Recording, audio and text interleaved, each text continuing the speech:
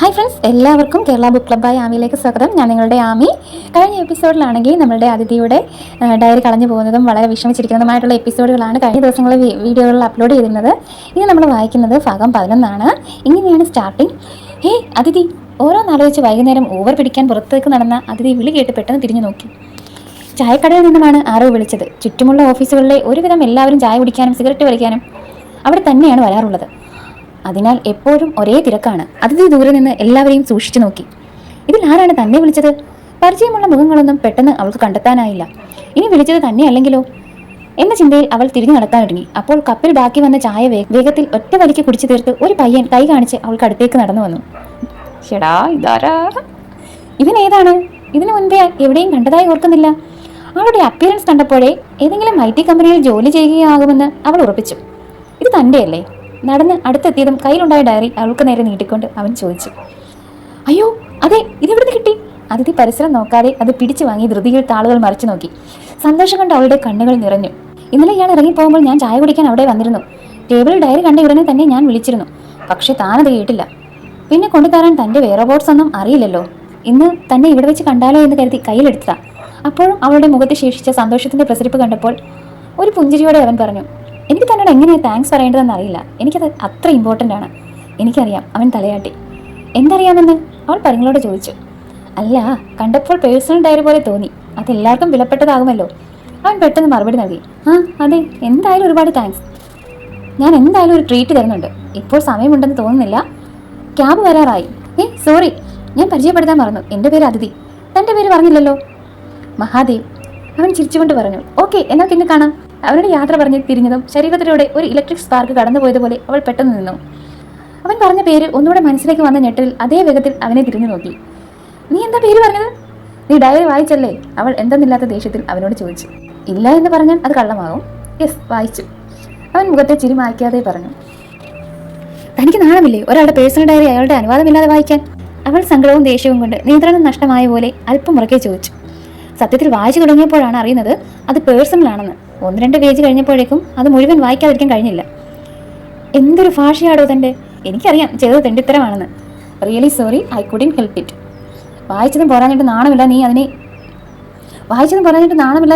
വർണ്ണിക്കാൻ ഇരിക്കുവാണോ? വായിച്ചതും പോരാഞ്ഞിട്ട് നാണമില്ലാതെ നീ അതിനെ വർണ്ണിക്കാൻ ഇരിക്കുവാണോ? ഇനി നിന്നാൽ ഞാൻ കൂടുതൽ എന്തെങ്കിലും പറയും. അവൾ ദേഷ്യത്തോടെ തിരിഞ്ഞു നടന്നു.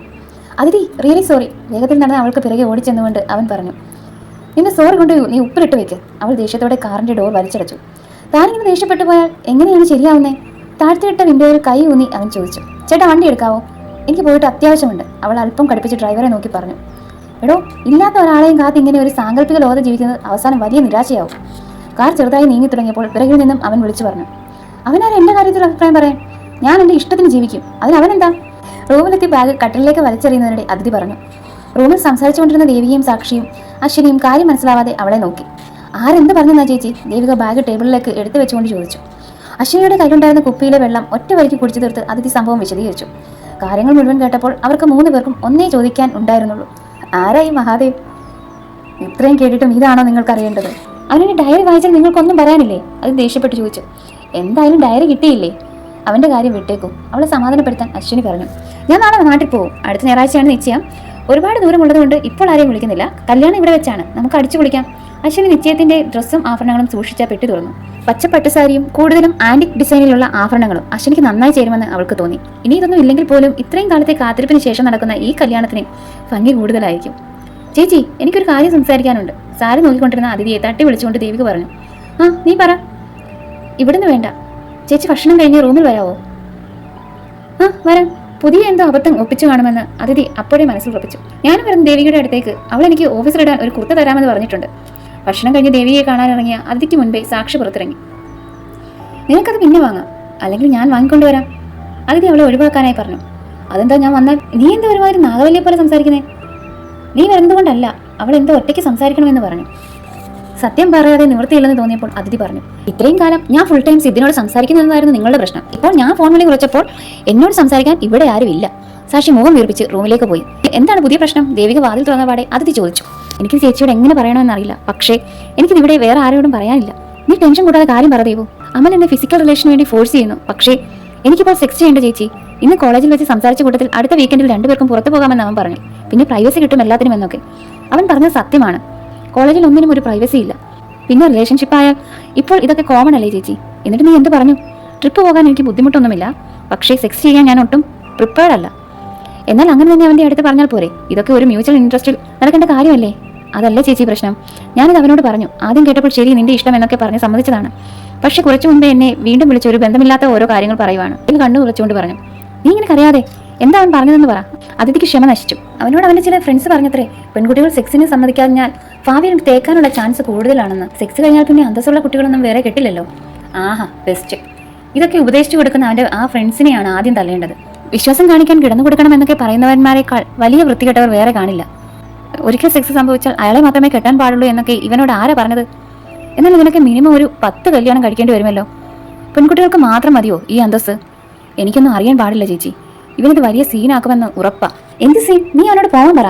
അവൻ ഏറി വന്നാൽ റിലേഷൻ വേണ്ടെന്ന് പറയുമായിരിക്കും.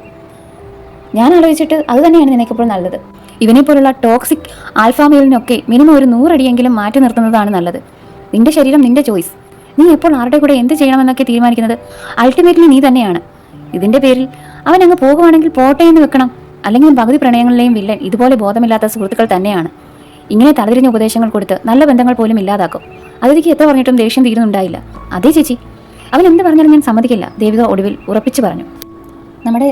നമ്മൾക്കിടയിൽ തന്നെ ഇങ്ങനെ ഒരുപാട് പെൺകുട്ടികൾ കാണും, ഇതുപോലെ ഒരുപാട് ആൺകുട്ടികളും കാണും അല്ലേ? അതായത് സുഹൃത്തെന്ന് വെച്ചാൽ ഒരിക്കലും നമ്മളെ ഇരുട്ടിലേക്ക് തള്ളി വിടുന്നവരായിരിക്കരുത്, നമ്മളെ വെളിച്ചത്തിലേക്ക് നയിക്കുന്നവരായിരിക്കണം. ദേവികയ്ക്ക് അതിഥിയെപ്പോലെ അങ്ങനെ ഒരുപാട് പേരുണ്ട്.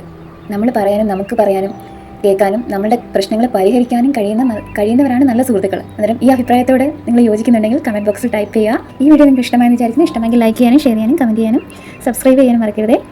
Signing off, Ami.